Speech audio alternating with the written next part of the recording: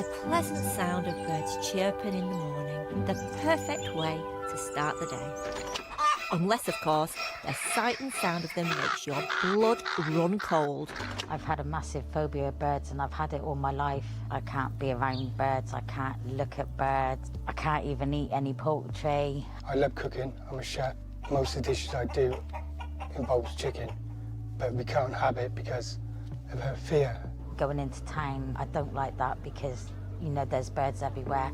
Makes me scared to be outside. She'll hide behind me, use me as a shield, and try to walk away. I'm hoping that by meeting the Speakmans that I'll be able to face my fear of birds and be able to do things like sit on a beach and eat fish and chips because I'm not going to be worried that a bird's going to come along.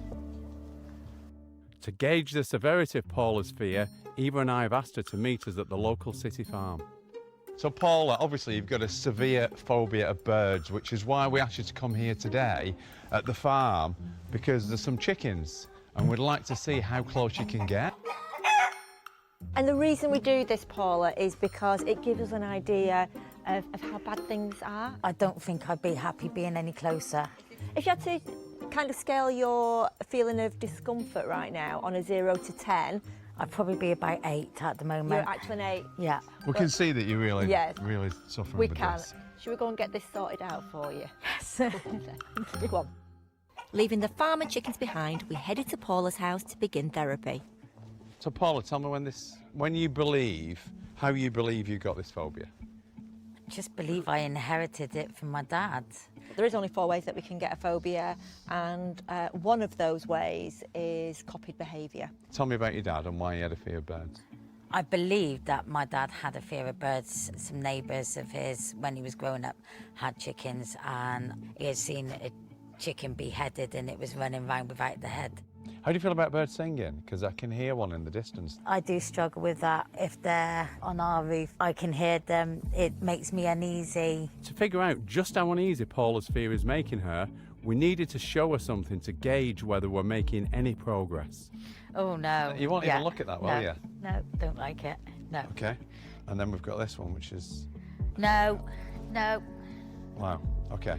Clearly, we've got our work cut out for us. We need to make Paula understand that it's a childhood perception of her father's phobia that's created this whole thing. Your dad's phobia, you saw it from a child's perspective and therefore you put a child's spin on it. You blew it out of all proportions, and your dad may have had a very good reason behind why he had his phobia, but actually you don't. Yeah. You know, I can see that your dad actually got something wrong. Yeah. Do you agree? Yeah. And this horrific scene frightened him, so he blamed the chicken. But what should he have blamed? The person who cut the chicken's head off. Yes, or the implement that cut the chicken's head off, one or the other. But who came off worse? The chicken. Absolutely.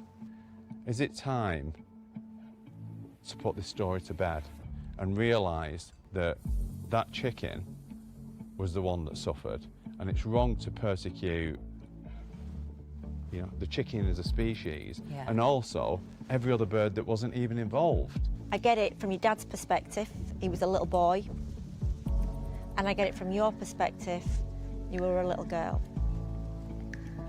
But you're not anymore, and it's time to grow up.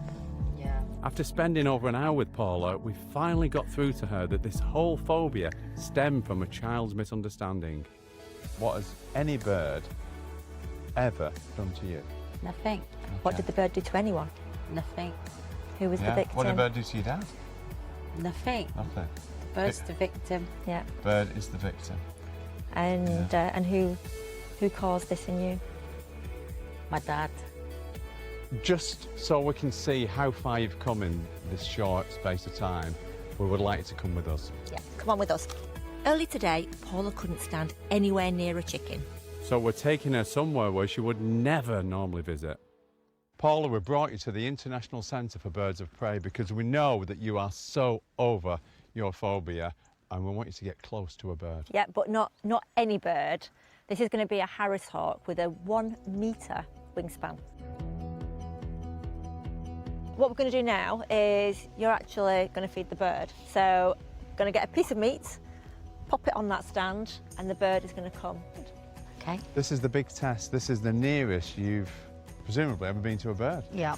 Paula placed the meat down, and within seconds it was clear to see just how far she's come in getting over her phobia. How do you feel? Wow.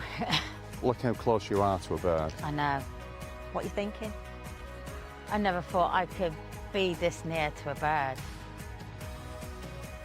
Look at that straight past the back of your head. I know. That was amazing. I know. With her phobia finally conquered, Paula is free as a bird.